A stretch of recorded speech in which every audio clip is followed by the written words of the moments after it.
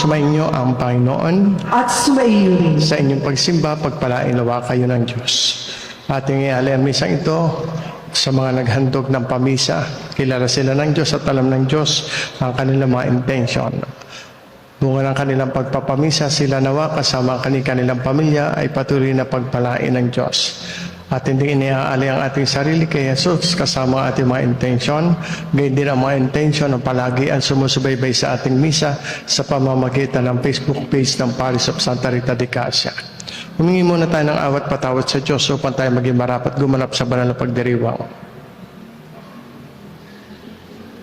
Inaamin ko sa makapangyarihang Diyos At sa iyo, mga kapatid, na lubha akong nagkasala sa isip, sa salita, sa gawa, at sa aking pagkukulang.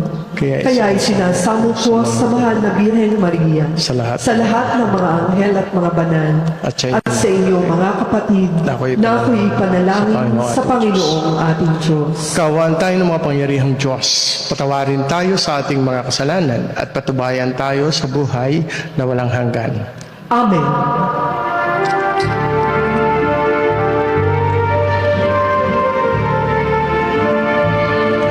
Panginoon, kaawaan mo kami.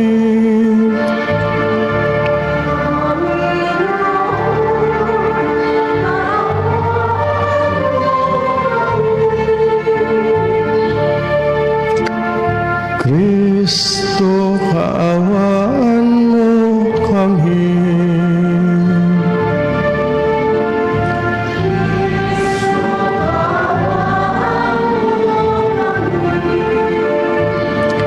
Panginoon, kaawaan mo kami.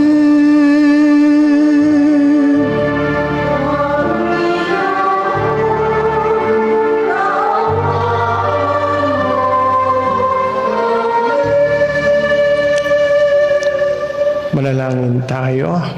Ama naming makapangyarihan, ipagkaloob mong lagi naming maranasan ang pamumunga ng aming ginagampanan ngayong Pasko ng pagkabuhay na iyong ibinigay upang aming ipagdiwang sa pamamagitan ni Jesucristo kasama ng Espiritu Santo magpasawalang hanggan. Amen. Pagbasa mula sa mga gawa ng mga apostol. Noong mga araw na iyon, ang mga apostol ay siniyasat ng mga pinakapunong saserdote. Mahigpit naming pinagbawal sa inyo ang pangangaral sa ngalan ng Jesus na iyan. Wika niya, ngunit tingnan ninyo ang inyong ginawa. Laganap na sa Jerusalem ang inyong aral at ibig pa ninyo kaming panagutin sa pagkamatay ng taong iyan. Ngunit sumagot si Pedro at ang ibang mga apostol, ang Diyos ang dapat naming sundin, hindi ang tao. Ang Diyos ang ating mga ninuno, ang muling bumuhay kay Jesus na pinatay ninyo, na inyong ipabitay sa krus. Iniakyat siya ng Diyos sa kanyang kanan bilang tagapanguna at tagapagligtas, upang bigyan ng pagkakataon ng mga Israelitas na magsisi at tumalikod sa kanilang mga kasalanan. At sa gayon, sila'y patawarin. Saksi kami sa mga bagay na ito. Kami ang Espiritu Santo na ipinagkaloob ng Diyos sa mga tumalima sa Kanya. Nagnitnit sa galit ang mga bumubuo ng Sanhedrin. Nang marinig ito, ay ibig nilang ipapatay ang mga apostol. Ang salita ng Diyos. Salamat sa Diyos. Sumainyo ang Panginoon. At sumaiyo rin. Ang mabuting balita ng ating Panginoon ayon kay San Juan. Papuri sa iyo, Panginoon. Noong panahong iyon, sinabi ni Jesus kay Nicodemo, ang mula sa itaas ay dakila sa lahat. Ang mula sa lupa ay tagalupa at nagsasalita tungkol sa mga bagay sa lupa. Ang mula sa langit ay dakila sa lahat. Pinatotohanan niya ang kanyang nakita at narinig, ngunit walang maniwala sa kanyang patotoo. Ang naniniwala sa kanyang patotoo ay nagpapatunay na tapat ang Diyos, sapagkat ang sinugo ng Diyos ay nagpapahayag ng mga salita ng Diyos. Sapagkat ang sinugo ng Diyos ay at walang sukat ang kanyang pagkakaloob ng Espiritu Santo. Minamahal ng Ama ang anak at ibinigay sa kanya ang kapamahalaan ng lahat ng bagay. Ang nananalig sa anak ay may buhay na walang hanggan. Ngunit ang hindi tumatalima sa anak ay hindi magkakaroon ng buhay. Mananatili sa kanya ang puot ng Diyos. Ito mga kapatid ang mabuting balita ng ating Panginoon. Pinupuri ka namin, Panginoong Hesukristo. Magandang umaga po sa inyo lahat. At saka sa mga kaisa natin sa misa sa pamamagitan ng Facebook page ng Parish of Santa Rita de Casia, magandang buhay po.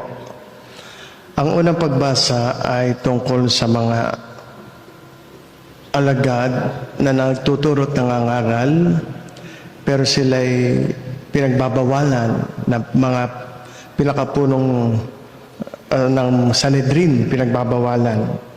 Subalit ang sabi ay ganito, ito'y isang simbahang hindi kayang patahimikin ang Diyos at ang katotohanan at ang mga aral ng Diyos na nasa simbahan ay hindi kayang pigilin ng sino mang tao. Ito'y simbahang hindi kayang patahimikin. Ang simbahan ay hindi tinatawag para makisabay sa agos ng mundo. Taliwas nga ito eh. Tinatawag ito upang maging tinig ng katotohanan. Kahit palaban sa ingay ng karamihan, ang pinaninindigan ng simbahan ay maging tagapagpahayag, tagapagsalita ng katotohanan. The Church does not exist to entertain. It is existing to proclaim truth. Kaya sa unang pagbasang ating napakinggan, sinubukan ng kapangyarihan ng tao na patahimikin ang mga apostol. May utos, may banta, may galit. Ngunit may isang bagay na hindi nila kayang kontrolin. Ano yon? Ang pusong lubos na sumusunod at sumasampalataya sa Diyos. You cannot silence a man who is convinced he speaks for God. Ang mga apostol, lahat sila, iisang namatay sa katandaan, pinatay at brutal na pagpaslang ang naranasan nila. And yet, kahit sa harap na gayong pag-uusig at kamatayan at pagpaparusa, hindi sila natakot. Walang kakaba-kaba. In fact, sila'y excited pang mamatay para sa Diyos. A witness is not one who merely speaks, but one who is willing to suffer for what he speaks. Kaya buong tapang na ipinahayag ni Pedro sa first reading, ang Diyos ang dapat naming sundin, hindi ang tao. Ito ang tapang na kailangan ng bawat binyagan. Yung manindigan para sa Diyos, manindigan para sa kabutihan. Ito ang tapang na kailangan ng buong simbahan, ng bawat binyagan.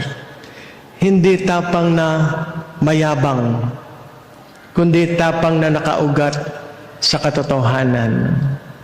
Hindi tapang na nananakit, kundi tapang na naninindigan.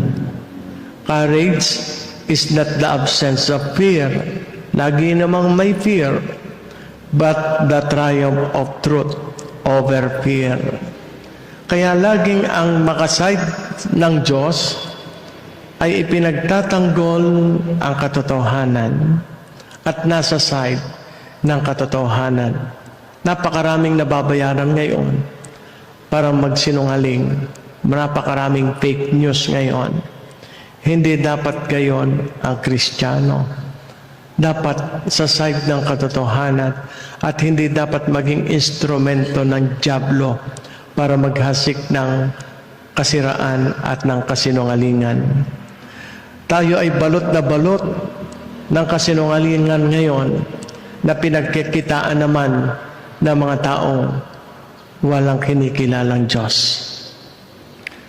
Kaya yun ang sinasabi, ang tunay na simbahan ay hindi sumusunod sa opinyon. Ito ay sumusunod sa misyon. If you live for people's acceptance, you will die from their rejection. Hindi ito ginagabayan ng popularidad. Ito ay ginagabayan ng katotohanan. If the world hates you, sabi mismo ni Jesus, remember that it hated me first. Kaya hindi nakakapagtaka na kung ang simbahan ay maraming galit sa pangangaral ito ng katotohanan at sa paninindigan ng kung ano ang makadiyos. Kaya kahit anong ingay ng daigdig, kahit anong banta ng kapangyarihan, ang simbahan ay mananatiling matapang, hindi matatakot, mananatili itong matatag. Sapagkat ang pundasyon nito ay hindi opinyon ng tao, kundi salita ng Diyos na hindi nagbabago. Sabi sa banal na kasulatan, heaven and earth will pass away, but my words will never pass away. Kaya nga, at samantala sa gospel naman kay San Juan, inilalapit tayo sa mas malalim na katotohanan. Ang buhay ay hindi lamang tungkol sa ngayon, sa daigdig na ito.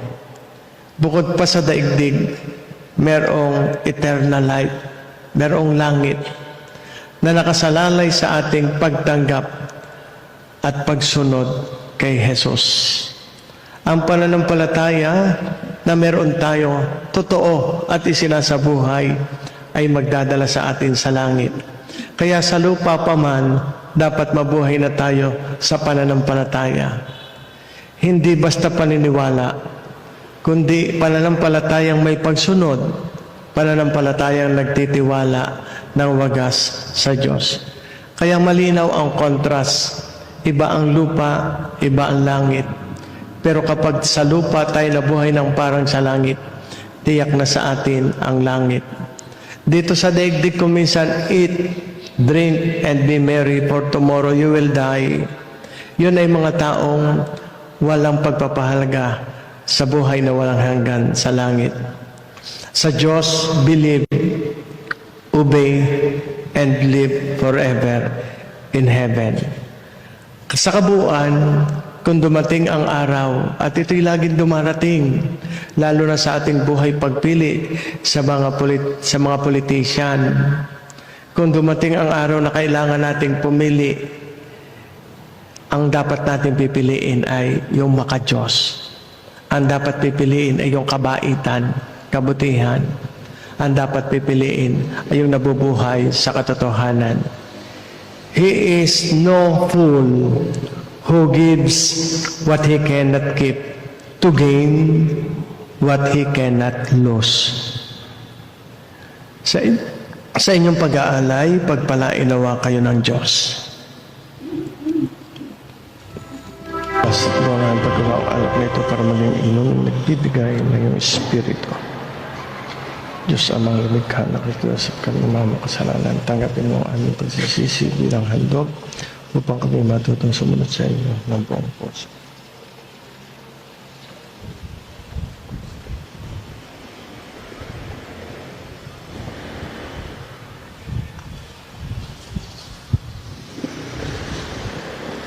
Manalangin kayo mga kapatid upang itong ating paghahain ay kalugdan ng Diyos amang makapangyarihan. Tanggapin nawa ng Panginoon itong paghahain sa iyong mga kamay, sa kapurihan niya at karangalan, sa ating kapakinabangan at sa buong sambayanan niyang banal. Manalangin tayo.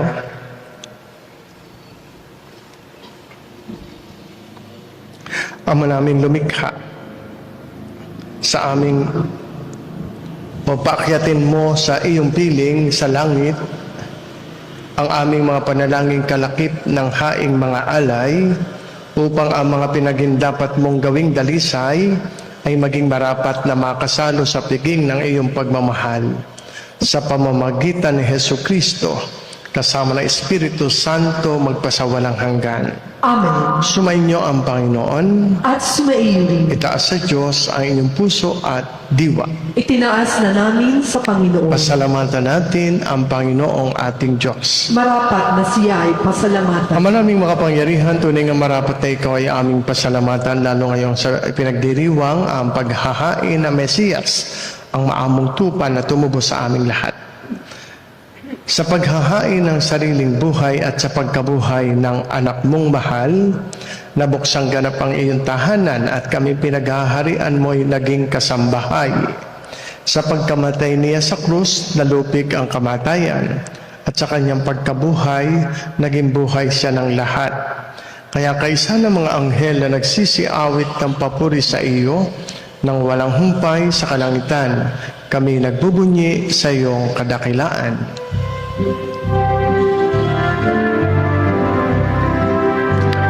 Banal ka, buong may kapal, banal ang iyong pangalan, banal ang iyong kaharian, langit lupa'y nagpupugay sa iyong kadakilaan, dinadakila ng lahat ang naparito mong anak, na siyang nagmulat sa bulag, sa pilay ay nagpalakad at nakiramay sa lahat.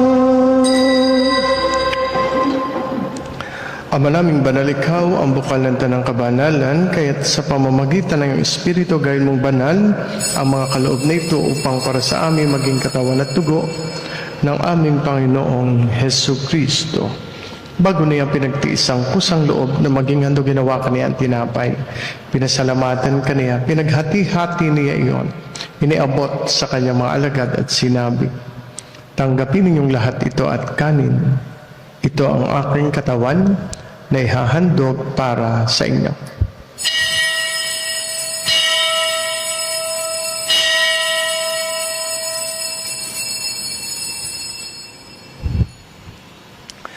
Gayun din naman nung matapos ang hapunan, hinawakan niya ang kalis. Muli kaniyang pinasalamatan. Iniabot niya ang kalis sa kanyang mga alagad at sinabi, tanggapin ninyong lahat ito at inumin. Ito ang kalis ng aking dugo, ng bago at walang hanggang tipan. Ang aking dugo na ibubuhos para sa inyo at para sa lahat, sa ikapagpapatawad ng mga kasalanan. Gawin ninyo ito sa pag-alaala sa akin.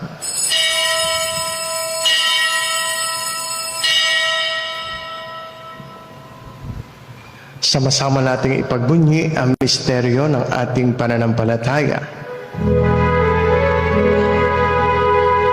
Sa krus mo at pagkabuhay, kami natubos mong tunay.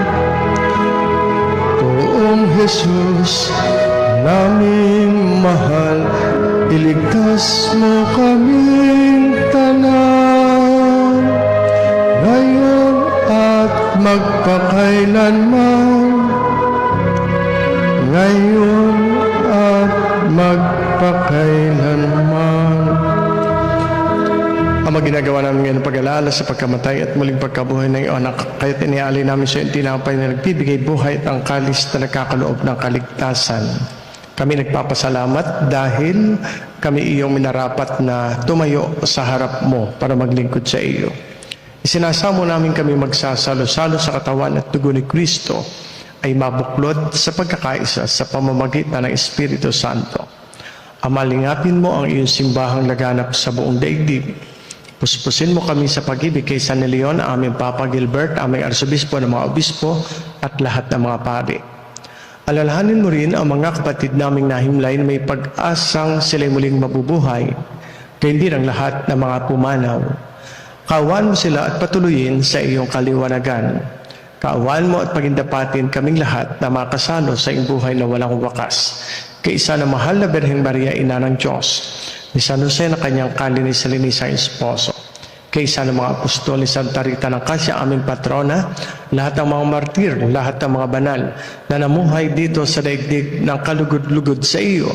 May pagdiwang nawa namin ang pagpupuri sa ikararangal mo sa pamamagitan ng iyong anak na amin, Panginoong Hesus Kristo.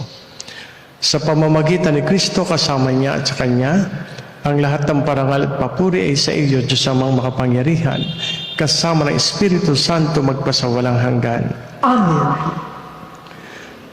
Tayo po'y tumayo at ating awitin ang panalangin nating mga anak ng Diyos. Mga kapatid, narito si Kristo, ang kordero ng Diyos, na nag-aalis ng mga kasalanan ng sanlibutan. Mapapalad ang mga taong inaanyayahan sa kanyang banal na piging. Panginoon, hindi ako karapat-dapat na magpatuloy sa iyo, ngunit sa isang salita mo lamang ay gagaling na ako.